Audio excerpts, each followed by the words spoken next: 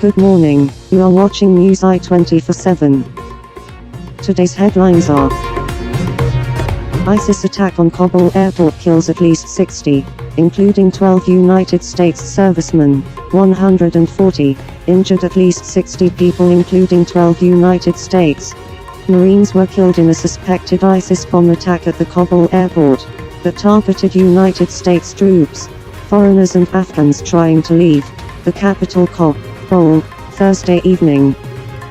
The BBC, quoting Afghan health officials, said the number of dead in the twin bomb blasts was around 60, while the number of injured was over 140.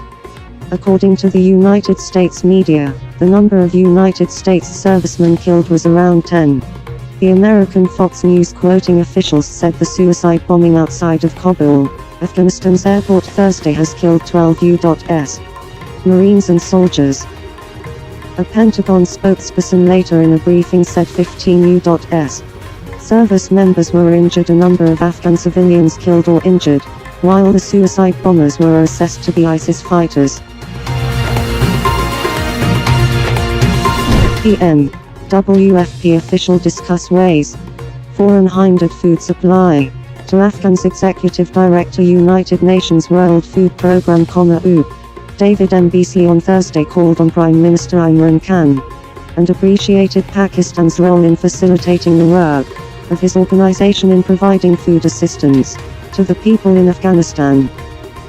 The Rome-based WFP official also discussed the ways for the continued provision of humanitarian assistance to the people in Afghanistan.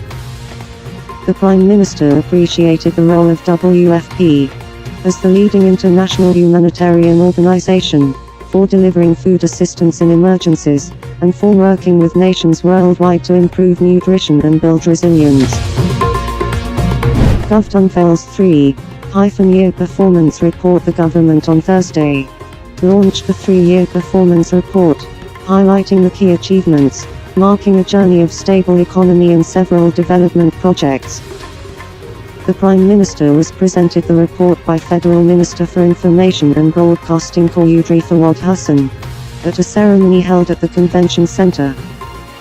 The performance report gives an insight into the efforts of each ministry and division in facilitating the common man in line with the vision of Naya Pakistan. The report, 2018-21, compiled by the Ministry of Information and Broadcasting, focuses on the government's accomplishments despite the global economic recession in the wake of the coronavirus pandemic. The 251-page report gives an outline of the achievements of 44 public bodies including ministries, divisions and departments. Besides defining the baseline of each sector, it also focuses on key objectives, updates on initiatives, long-term strategies, legislative policy framework and the projects in the pipeline.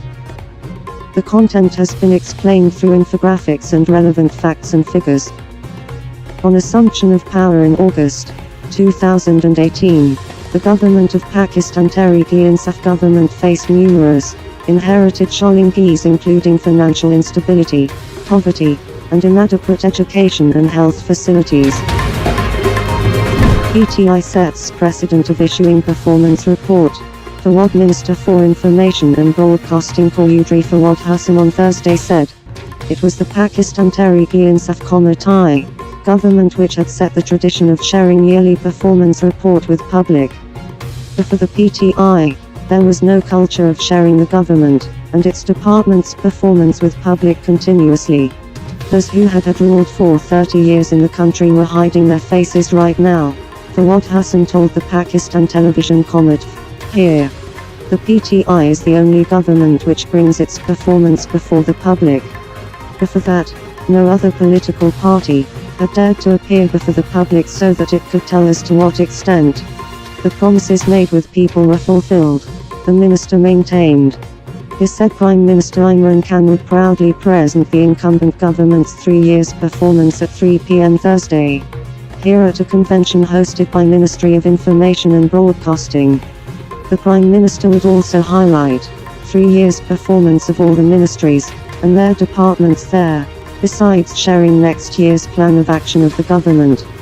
lashing out at the opposition alliance Pakistan Democratic Movement (PDM), which was misleading the public through fake claims.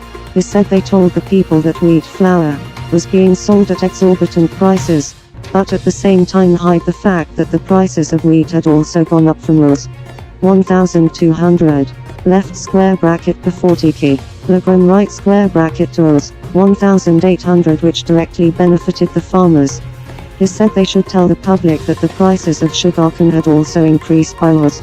135 left square bracket per 40 kilograms right square bracket to Rs. 300, which also provided direct benefit to the farmers. They had never mentioned the additional income of Rs. 1,100 billion generated by the farmers through the numerous steps taken by the government. Despite challenges, economy put on right track in last 3 years. PM Prime Minister Imran Khan Thursday said that with all major economic indicators showing upward trends, the present government, despite various challenges including the COVID-19 pandemic, had put the country's economy on right track. During the last 3 years, the current account deficit has been significantly reduced from United States, $20 billion in 2018 to United States, $1.8 billion. Foreign exchange reserves increased from United States, $16.4 billion to United States, $27 billion. Revenue collection from Rs. 3,800 billion to Rs. 4,700 billion. Workers' remittances from United States $19.9 billion to United States, $29.4 billion. He mentioned. The Prime Minister was addressing a ceremony held here at the Convention Center to launch the 3-year performance report of the present government led by Pakistan Tehreek-e-Insaf, Thai. UN Chief slams terrorist attack at Kabul airport. Voices great concern over situation. UN Secretary-General Antonio Guterres condemned the terrorist attack outside Kabul airport on Thursday, saying the incident underscores the volatility of the situation in Afghanistan. The Secretary-General is following with great concern the ongoing situation in Kabul, and especially at the airport, his spokesman, Stefan Dujarric, said in a statement read out at the regular noon briefing at UN headquarters in New York. He condemns this terrorist attack which killed and injured a number of civilians, and extends his deep condolences to the families of those killed, the statement said, adding the UN chief stands in solidarity and wishes a speedy recovery to those injured.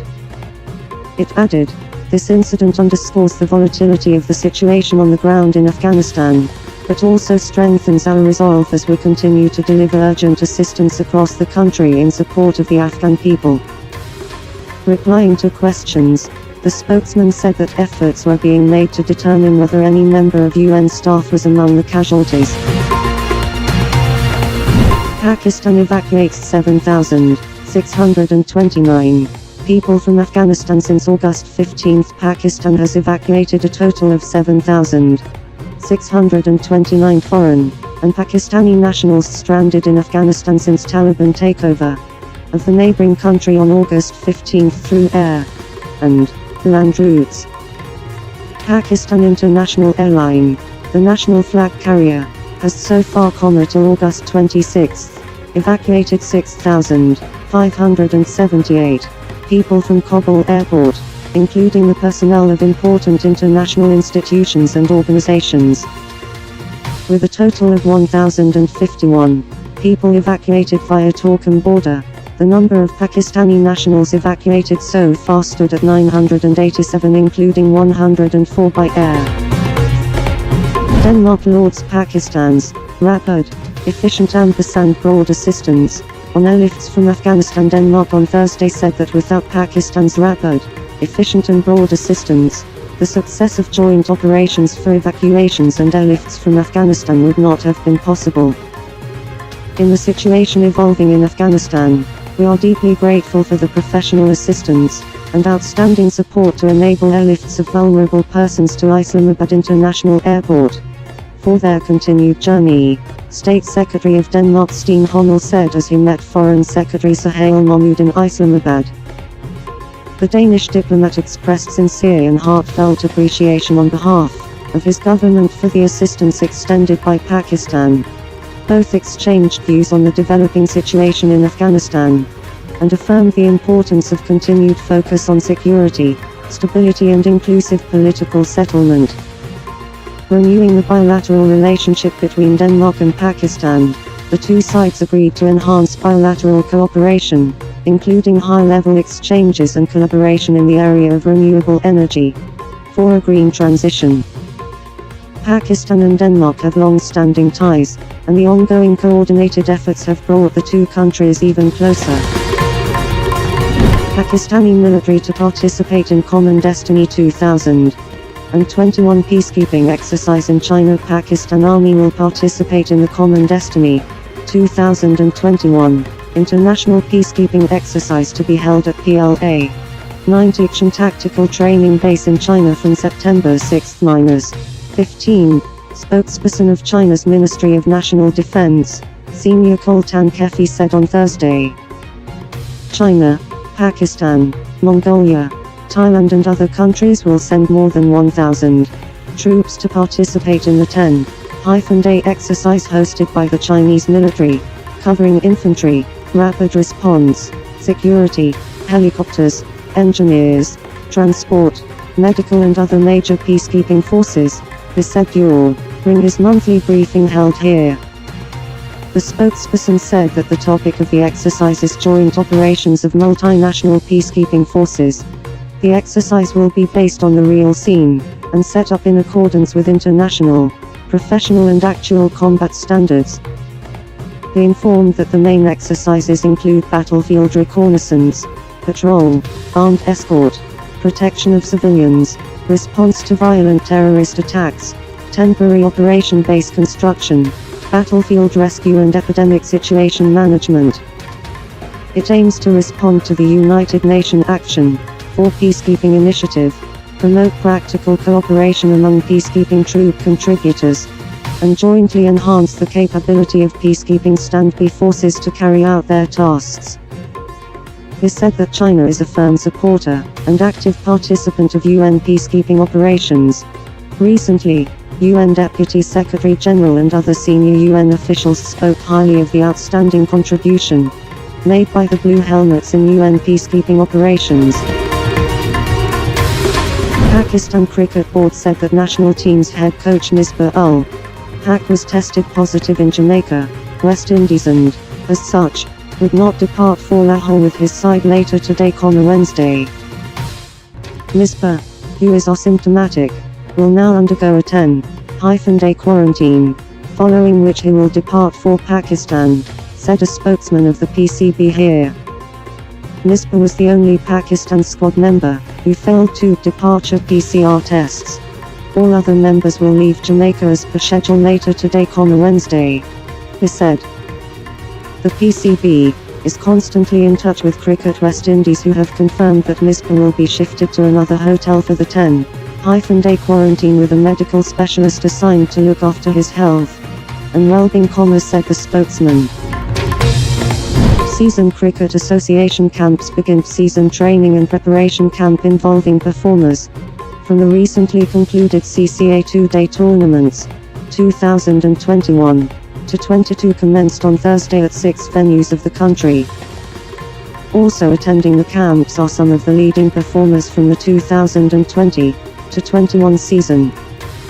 The camps will run until 30 August, following which the selectors will finalize their squads for the 15-match Cricket Association's T20, which will be held from 15 to 22 September, and the National T20, which will be staged from 25 September 2013 October. While the camps will provide the cricketers with another opportunity to impress their coaches and get in the reckoning for the season ahead, it will be a chance for the coaches to look at the larger pool of players that will assist them in their strategies, including team selections. Along with these players, those cricketers who have been in contention and have remained part of the Cricket Association squads in the previous seasons have also been invited for the camps. Punjab Sports Minister greets national cricket team for winning second test match against West Indies. Punjab Minister for Sports and Youth Affairs, Ray Taimur Khan Bhatti, has congratulated national cricket team and coaching staff for winning T20 series and second test match against hosts West Indies cricket team. In a greeting message here on Wednesday, Ray Taimur Khan Bhatti said Pakistan's young players, especially skipper Babar Azam, pacer Shaheen Shah Afridi and middle order batsman Fawad Alam, played key role in extraordinary victory against strong West Indian team. After winning T20 series and levelling test rubber against West Indian team, now our cricketers should put their focus on the preparations for T20 World Cup scheduled to be staged in UAE. Punjab Minister said Punjab Government will make excellent security measures for upcoming home series against New Zealand. Thanks for watching NEWSi 24/7. For more news visit our website on www.newsi247.tv or follow us on Twitter, YouTube and Facebook.